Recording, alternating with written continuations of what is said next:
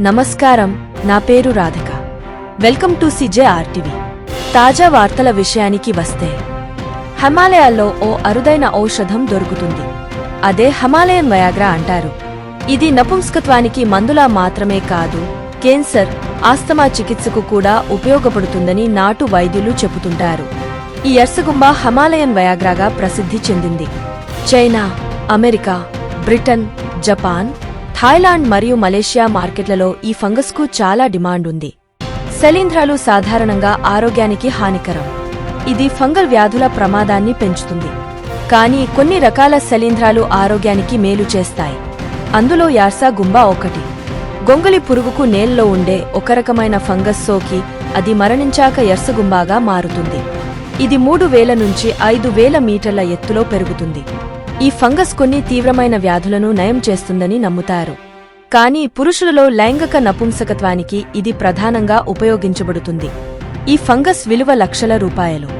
యార్సా గుంబా అనేది టిబెటన్ పదం. యార్సా అంటే వేసవి కీటకం మరియు గుంబా అంటే వేసవి మొక్క. ఈ ఫంగస్ గొంగళి పురుగు యొక్క శరీరంపై పెరుగుతుంది. కాబట్టి దీనిని వార్ముడ్ అని కూడా పిలుస్తారు. ఈ ఫంగస్ గడ్డిలా కనిపిస్తుంది. ఈ ఫంగస్ భారతదేశం, నేపాల్, చైనా మరియు భూటాన్లోని హిమనీనదాల స్థావరంలో కనిపిస్తుంది. ఇది పురుషుల లైంగిక శక్తిని పెంచడానికి అలాగే వివిధ రకాల ఔషధాలను తయారు చేయడానికి ఉపయోగిస్తారు. అంతర్జాతీయ మార్కెట్లో కిలో ఈ ఫంగస్ 20 లక్షల రూపాయల వరకు పలుకుతోంది. ఇది చాలా విలువైనది. దీనిని హిమాలయన్ బంగారం అని కూడా పిలుస్తారు. కానీ వాతావరణ మార్పు ఈ ఫంగస్ను ప్రభావితం చేస్తోంది. దీంతో ఈ ఫంగస్ వ్యాపారంపై ఆధారపడిన లక్షలాది మంది జీవనోపాధికి ముప్పు ఏర్పడింది. వాతావరణ మార్పు యార్సా గుంబా పుట్టగొడుగుల సాగును ప్రతికూలంగా ప్రభావితం చేసింది. ఈ ఫంగస్ పెరగడానికి చల్లని వాతావరణం అవసరం. కానీ వాతావరణ మార్పుల కారణంగా ఉష్ణోగ్రతలు పెరిగాయి. అందువల్ల ఈ జాతి అంతరించిపోతోంది. గత కొన్నేళ్లుగా ఈ ఔషధ పుట్టగొడుగుకు డిమాండ్ పెరిగింది. పెరుగుతున్న డిమాండ్ మరియు ధరల కారణంగా ఈ ఫంగస్ దోపిడీకి గురవుతోంది. అదనంగా రోడ్లు మరియు కమ్యూనికేషన్ వంటి మౌలిక సదుపాయాల అభివృద్ధి ప్రాజెక్టుల కారణంగా దాని ఆవాసాలు దెబ్బతింటున్నాయి. భారతదేశంలో గొంగళి పురుగులపై శిలీంధ్రాల పెంపకం అనుమతులు, మార్గదర్శకాలు విధానాల ద్వారా నియంత్రించబడుతుంది. ఈ శిలీంధ్రం సిక్కిం మరియు ఉత్తరాఖండ్లో విస్తారంగా సాగు చేయబడుతుంది. ఈ ఫంగస్ను రక్షించడానికి మరియు అక్రమ వ్యాపారాన్ని నిరోధించడానికి వివిధ రాష్ట్రాలు వేర్వేరు విధానాలను కలిగి ఉన్నాయి.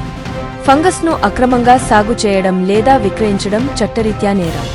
భూగర్భంలో నివసించే చిమ్మట లార్వాలపై దాడి చేస్తుంది.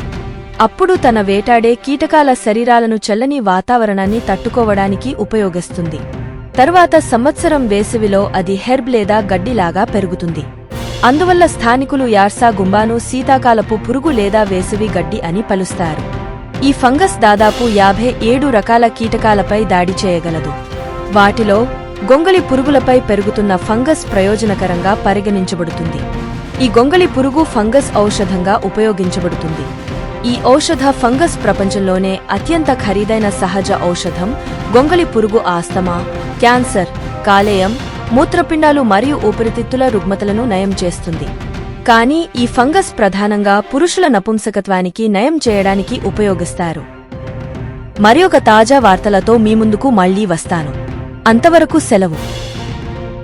CJRTVని సబ్స్క్రైబ్ చేయండి. ఈ వీడియోను లైక్ చేయడం మరియు షేర్ చేయడం మర్చిపోవద్దు.